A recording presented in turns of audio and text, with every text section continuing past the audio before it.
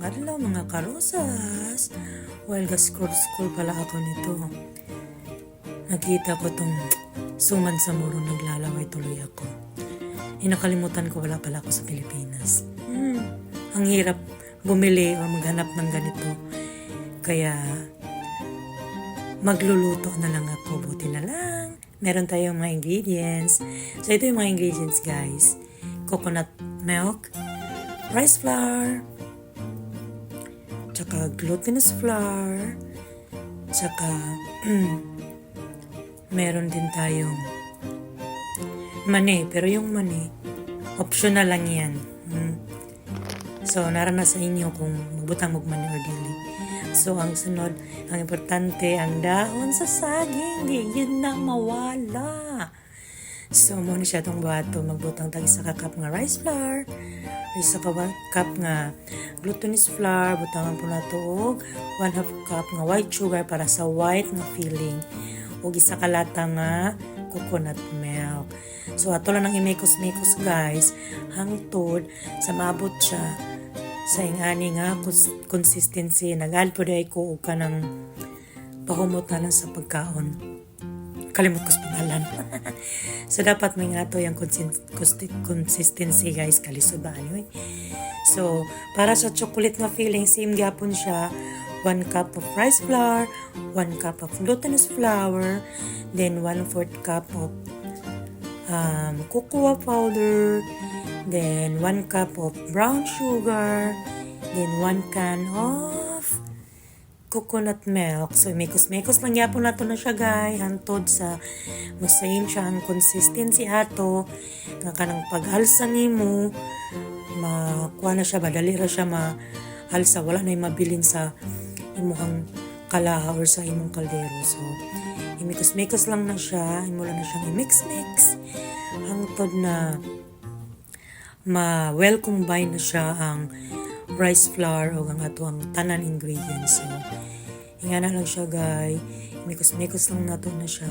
Hangtod nga mumix well na siya. So, hinganin na rin yung consistency, guys. Guys, i-add na nato ang atong mani. Pero na sa inyo kung gusto mo mag-adong mani, ha. Pwede na po wala.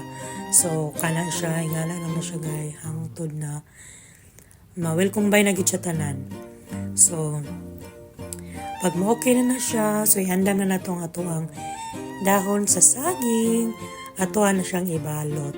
So, pagbalot na, guys, so first try na ako, nag-try ko kanang nag-try ko kanang dahon sa saging lang gyapon ng akong gitali, pero di man magsilbi, maputol man dahil siya.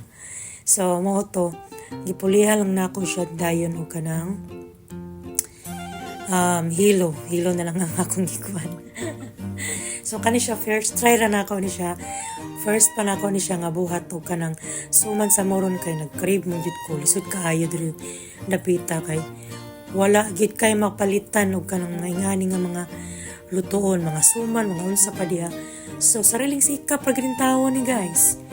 Sariling sikap ra nato nitong luto og suman sa moron. So kana siya ako na lang na siya gi-fast forward diha kay para madalian na to. So sa kataas sa oras na kung giluto ani gani abtan jud mga 2 ka oras ani niluto ay ba. Kay sa pagbalot pa lang daan lisod man ay kayo, pero okay lang, sulit man, nakakaon man gyapon, nakakaon na jud ko sa kuang gi-crave. Sulit kayo siya, bahalag dugay na abtan kog 2 ka oras niya. Wala pa jud ko steamer, guys. So nag-steamer ako, so wala na nako na video ang pag-steam ani. So ang pag-steam ani mo abot lang ni siya og mga 15 to 20 minutes. Luto na siya, kay luto naman siya daan, dili na siya kailangan na idugay na to sa kuan lang siya nga mabukal siya og kanang duha. Ang akong gigamit is rice cooker, steamer sa rice cooker. May man pud ang result niya, lamig gihapon kaayo. So ingani ni siya, guys, ingala lang buhaton nimo. Maganda man nakagunting og hilo para matali nimo siya, pero sa uban wala ko kabalo, dili man perfect akong pagluto, pero I know para sa kuha perfect na kay lamig man gihapon kayo ang result. So ana siya, guys. Ana na siya, guys. Imora na siyang ilambod-lambod pa.